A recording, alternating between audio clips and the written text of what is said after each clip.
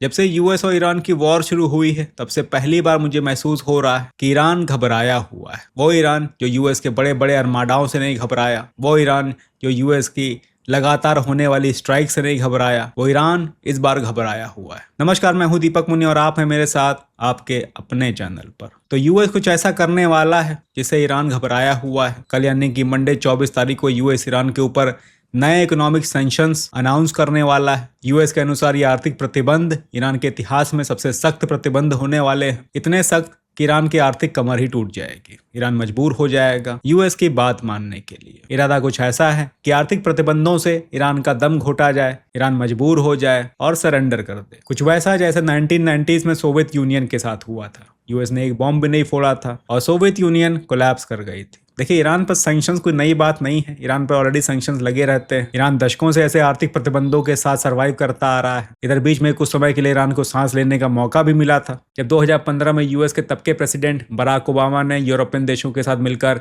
Iran के साथ एक समझौता किया था जिसमें ईरान को अपनी न्यूक्लियर क्षमताओं को कम करना था, जैसे कि यूरेनियम का इनरिचमेंट और सेंट्रीफ्यूग्स को एक तय सीमा के अंदर रखना था। बदले में यूएस और यूरोपियन देशों ने ईरान पर से सैंक्शन हटा लिया था। फिर 2019 में डोनाल्ड ट्रंप की एंट्री होती है। ये समझौता सिरे से खारिज कर दिया जाता है। ईरान पर फिर से आर्थिक प्रतिबंध लगा दिए जाते हैं और तब से ईरान इन्हीं आर्थिक प्रतिबंधों के साथ जीवन व्यापन कर रहा है। भला हो चाइना का, जो ईरान से उसका 80% तेल खरीद लेता है, तो ईरान की घर गृहस्थी चलती रहती है। पर अब यूएस सब कुछ ट्राई करने के बाद आर्थिक प्रतिबंध लगाने जा रहा है, और कोई ऐसे वैसे आर्थिक प्रतिबंध नहीं, बल्कि कुछ ऐसा कि ईरान की अर्थव्यवस्था की ऑक्सीजन सप्लाई पूरी तरह से काट दी जाएगी। जो देश ईरान को राहत देने की कोशिश भी करेंगे उन पर भी सेकेंडरी सैंक्शंस लगा दिए जाएंगे। यूएस के ट्रेजरी सेक्रेटरी स्कॉट बेसेंट कहते हैं कि ईरान के इतिहास में ये सबसे सख्त आर्थिक प्रतिबंध होने वाले हैं और ये आग्रह करते हैं चाइना से कि वो भी इसमें कोऑपरेट करे। चाइना ने कहा ये सब करके कोई फायदा नहीं होने वाला। कोऑपरेशन की बात पे चाइना ने ना हाँ कहा ना कहा।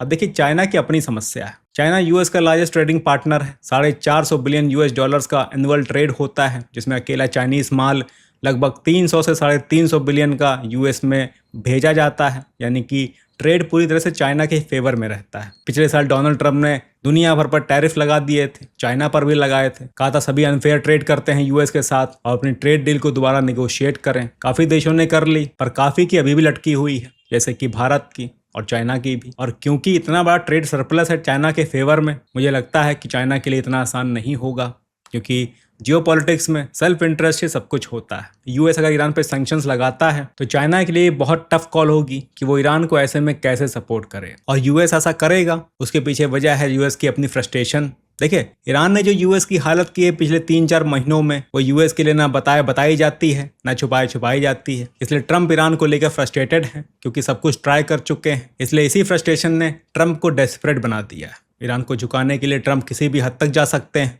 चाइना पर 200% के टैरिफ की वार्निंग पहले भी दे चुके हैं जब पिछले साल ट्रेड वॉर शुरू हुआ था। तो इस बार भी कोई ताजुब वाली बात नहीं होगी कि अगर कल जब ये अनाउंसमेंट हो तो यूएस की तरफ से ये कहा जाए कि जो भी ईरान की मदद करेगा उस पर 200 से 300% के टैरिफ लगा दिए जाएंगे। तो इम्पॉसिबल तो नहीं, पर मुश्किल जरूर होगा ईरान के अलाइज के लिए ईरान को ऐसे में सपोर्ट करते रहना। इधर ईरान में इस वक्त 2 तरह की बातें करते पाए जा रहे हैं इनके लीडर्स, जैसे कि प्रेसिडेंट मसूद पेजेश्किन कहते हैं कि इस वक्त ईरान एक स्ट्रांग पोजीशन पर है, दुनिया ईरान का लोहा भी मान चुकी है, और इस वक्त जो हालात हैं कि ना बात हो रही है ना मार हो रही है, ऐसी सिचुएशन ईरान के लिए ठीक नहीं है, खासकर तब जब यूएस इन पर आर्थिक प्रतिबंध लगाने वाला है। इसलिए इनका मानना है कि ये सही वक्त है कि आत्मसम्मान के साथ ईरान इस वॉर का अंत कर दे। इधर ईरान के पार्लियामेंट्री स्पीकर मोहम्मद बगैर गलीबफ कहते हैं कि हम कितने भी विशाल मिलिट्री और मिसाइल पावर क्यों ना खड़ी कर लें, अगर हम अपने लोगों को खाना नहीं दे सकते, हमारी कंट्री में हम इन्वेस्टमेंट और ग्रोथ नहीं ला सकते, तो ऐसे हालातों में सर्वाइव करना मुश्किल हो जाएगा।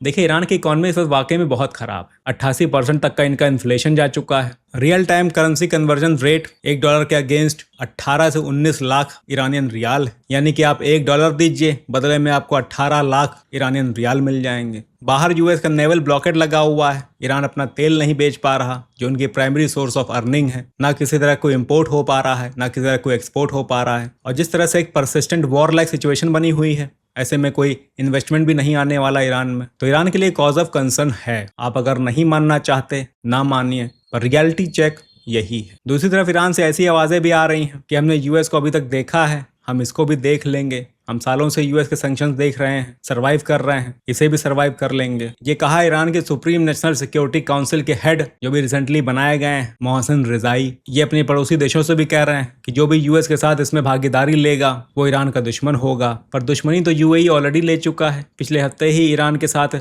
इसने सारे ट्रेड पर बैन लगा दिया, सिर्फ इस बात पर कि 2 ईरानियन मिसाइल्स यूएई की तरफ आते हुए डिटेक्ट हुई। तो यूएस का ये गेम ऑलरेडी शुरू हो चुका है। अब देखिए, यूएस जो सोच रहा है कि ईरान हार मान जाएगा, इकोनॉमिक सैंक्शंस के चलते वो सरेंडर कर देगा, तो मुझे नहीं लगता है कि ईरान ऐसा कुछ करना भी चाहेगा। पर हाँ, ये जरूर होगा कि या तो ईरान फ्रस्ट्रेट होकर खुद पहले स्ट्राइक कर देगा, या यूएस के मिड टर्म इलेक्शन तक ये सब ऐसे ही चलता रहेगा। उसके बाद यूएस ईरान पर स्ट्राइक शुरू करेगा, कंसिडरिंग कि ईरान अब और वीक हो चुका है। फिलहाल ईरान के लिए बहुत टफ टाइम आने वाला है। अब कल जब ये सैंक्शंस अनाउंस्ड होंगे तब पता चलेगा इसका कितना बड़ा असर होता है वर्ल्ड इकोनॉमी और ट्रेड पर। ईरान ने कल आसिम मुनीर को भी बुलाया है इस विषय पर डीपली चर्चा करने के लिए। तो कल जो होता है उसके अपडेट आपको अगली वीडियो में मिल जाएंगे। फिलहाल के लिए इतना ही, मिलते हैं अगली वीडियो में और अपडेट्स के साथ।